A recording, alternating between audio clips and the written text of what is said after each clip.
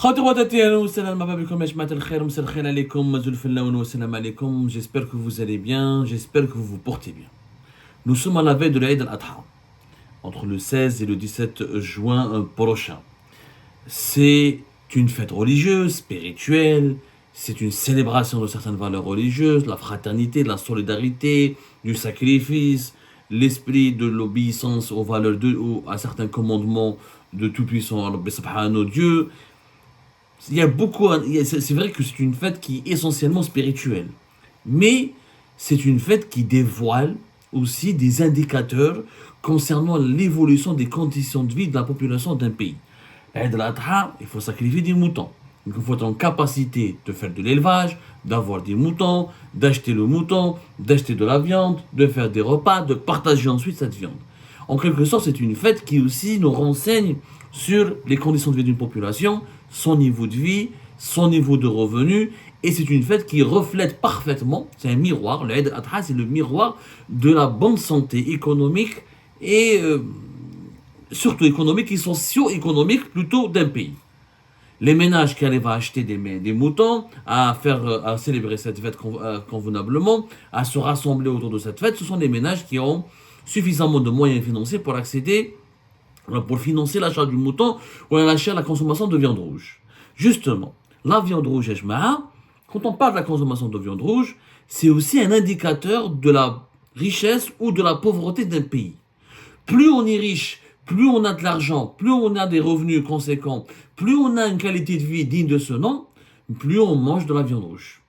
Plus on est pauvre, plus on vit dans un pays où les conditions de vie sont difficiles, où il y a beaucoup de détresse, où il y a une grande misère sociale, et ben plus on vit, moins on mange de viande rouge.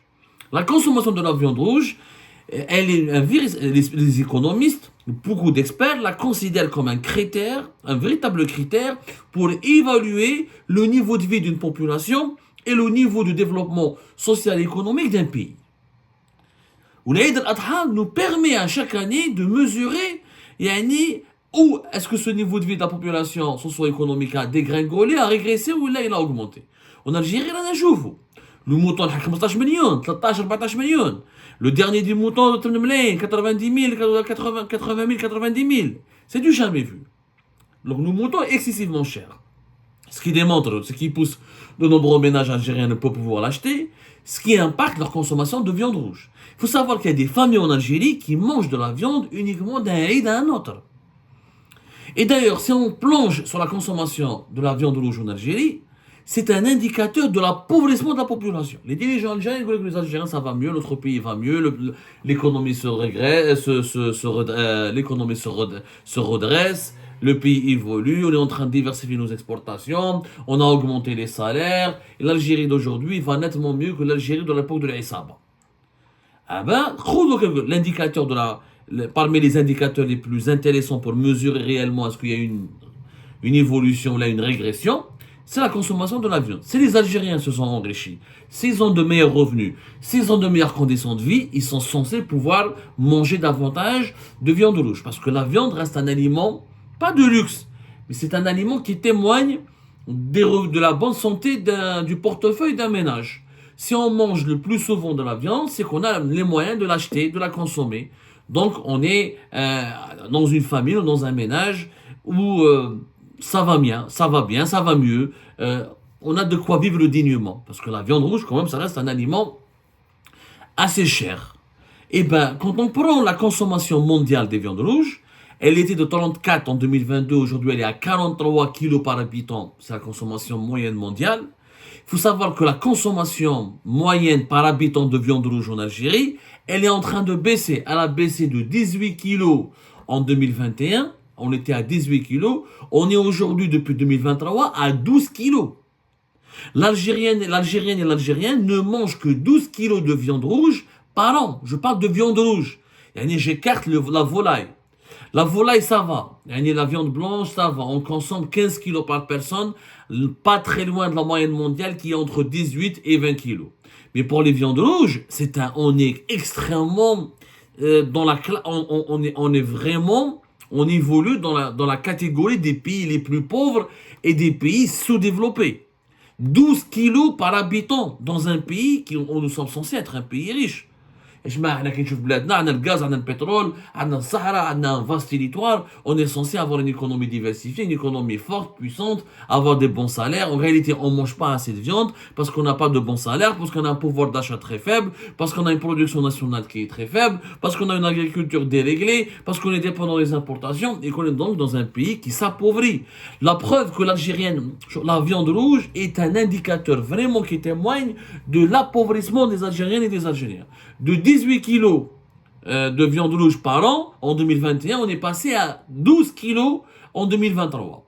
Quand je vois le classement mondial des pays qui mangent le plus de viande, l'écart entre l'Algérie et ces pays-là, il est tout simplement immense. Par exemple, à Hong Kong, on mange 136 kilos de viande par an. Aux États-Unis, 126 kilos. En Australie, 120 kilos. En Mongolie, 111 kilos. En Argentine, etc., plus de 100 kilos. C'est quand tu vois la consommation d'un Américain et la consommation d'un Algérien, l'Américain mange 10 fois plus de viande que l'Algérien. C'est-à-dire qu'on n'habite pas la même planète.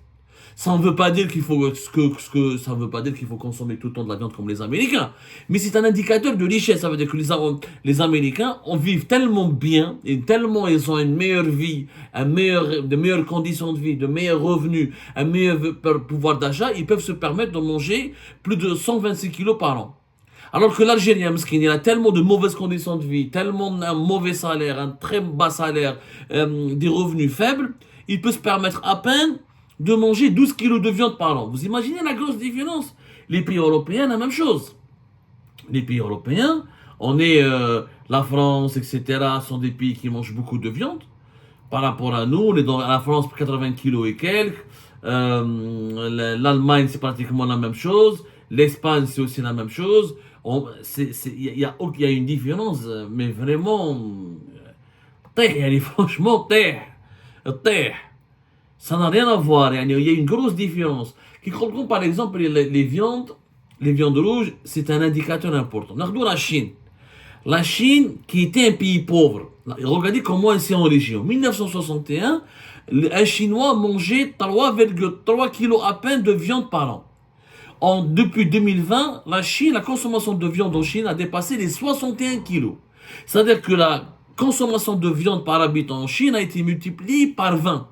C'est exactement à l'image de la croissance économique chinoise, de l'amélioration des conditions de vie de la population chinoise, de l'amélioration des conditions de vie de la population chinoise, de l'enrichissement de la Chine et de l'avènement de la puissance économique chinoise. Ça se traduit. Tchouf, la Chine s'est enrichie, donc les Chinois ils sont là, ils en profitent, ils mangent mieux. La preuve, ils mangent beaucoup mieux, ils mangent beaucoup plus de viande. Par contre, l'Algérie, même par rapport à nos voisins, au Maroc, on mange plus de viande qu'en Algérie. La consommation par habitant de viande rouge au Maroc, elle est de 17 kilos. En Algérie, elle est de uniquement 12 kilos. Donc, et pourtant, on est censé être plus riche que les Marocains. Le revenu national par l'Algérie, il est beaucoup plus important que les Marocains. Le PIB de l'Algérie est plus important que le PIB du Maroc. Mais on mange mieux la viande, on mange plus de la viande au Maroc qu'en Algérie. Pourquoi? Parce qu'il y a une classe moyenne au Maroc, il n'y a pas de classe moyenne en Algérie. Les salaires des cadres au Maroc, il est plus élevé que les salaires des cadres en Algérie. C'est-à-dire, on a la possibilité d'avoir un meilleur salaire au Maroc et pas en Algérie. En Algérie, on vit mieux au Maroc sur le plan d'indicateur de développement humain parce qu'on a beaucoup de subventions sociales et parce qu'on ne paye pas plusieurs produits de première nécessité comme le pain, les céréales, les carburants, l'eau, l'électricité, le gaz. Le sucre, l'huile, mais au Maroc, en contrepartie, on peut avoir de meilleurs salaires, on peut travailler, on peut mieux gagner sa vie. C'est pour ça on mange plus de viande rouge qu'en Algérie. En Europe, la consommation moyenne, elle est de 75 kilos. C'est-à-dire que les Européens mangent pratiquement 7 fois plus de viande de viande rouge que les Algériens. Qu'il y a des pays qui ne sont pas des pays extrêmement riches. Le Portugal, par exemple, on mange 89 kilos par habitant. La Pologne, 77 kilos par habitant. L'Allemagne, 79 kilos par habitant. Donc, c'est pas anecdotique. Sincèrement, ce n'est pas du tout anecdotique cette histoire. C'est-à-dire, on peut pas, peut-être certains d'entre vous vont ne pas prendre peut-être qu'ils vont pas prendre au sérieux cet indicateur qui est la consommation des viandes rouges. En France, on mange par exemple 85 kilos par habitant. C'est un indicateur très sérieux. Pourquoi il est très sérieux? Parce que, encore une fois, quand dans un pays, la viande rouge, les viandes rouges demeurent un luxe, ça veut dire que nous vivons dans des pays sous-développés. Ce sont des pays qui sont pauvres. Je dis bien qu'ils sont pauvres. Quand on est un pays pauvre, on a du mal à bien manger, à bien se nourrir, où là on mange uniquement pour ne pas sombrer dans la faim. Quand on est dans un pays riche, un pays qui se développe, on peut manger avec satiété, on peut manger confortablement, et les aliments qui peuvent de bas, certains aliments qui peuvent être un luxe inaccessible dans les pays pauvres, sont très accessibles à des produits de large consommation dans un pays riche. D'ailleurs, regardez, c'est dans quel pays on mange le moins de viande? C'est dans les pays les plus pauvres, genre le Burundi, certains pays de l'Afrique de l'Ouest, certains pays africains où la consommation de la viande, elle est uniquement de 3 kilos par habitant. Entre 3 et 4 kilos par habitant. Qui chauffe la carte géographique des pays qui mangent le plus de viande rouge, on a tous les pays riches, tous les pays qui ont une richesse nationale importante, ça c'est en rouge. En jaune, les pays comme l'Algérie, qui ne mangent pas assez de viande rouge, et les pays vraiment en rouge, c'est-à-dire le foncé, en rouge foncé, non, c'est en jaune foncé plutôt, ce sont les pays qui ne mangent pas assez de viande rouge. Et si on continue sur ce rythme-là, on risque de se retrouver dans la catégorie des pays où on mange moins de 10 kilos de viande par an. On est à 12, on était à 18 kilos en 2021, on est à 12 kilos par habitant en 2023. Qu'est-ce qui va se passer si la crise sociale et économique en Algérie, si les salaires n'évoluent pas, si l'inflation reste à 2 chiffres, si les prix des viandes continuent d'augmenter de 11-14%, entre 10-14 à 15% en moyenne annuelle, comme c'est le cas depuis 2021, à partir de 2025 et 2026, on risque d'avoir une consommation nationale en Algérie de moins de 10 kilos par habitant. Les pays où ils mangent le moins de viande, c'est le Bangladesh, 4 kilos par habitant, l'Éthiopie, 5 kilos par habitant, l'Inde, 3 kilos par habitant. Sans que c'est des pays qui ont une grande population mondiale, ou des pays qui sont pauvres, comme le Burundi, ou l'Éthiopie, ou le Bangladesh. C'est un signe d'appauvrissement. C'est un signe d'appauvrissement des Algériens et des Algériens. On n'est pas dans un pays qui s'améliore, qui se redresse, qui s'enrichit comme le veulent nous faire croire les dirigeants actuels. Pas du tout. La preuve, on consomme de moins en moins de viande rouge. Et moins on consomme de viande rouge, parce qu'on a beaucoup moins de pouvoir d'achat pour pouvoir l'acheter, cette viande rouge. Voilà, ces viandes rouges. C'est un indicateur très sérieux. Où l'Aïd 2024, l'Aïd al-Adha 2024 démontre cette... Parce que pourquoi le mouton il est cher? Parce qu'on calcule au kilogramme, le prix de la viande, etc.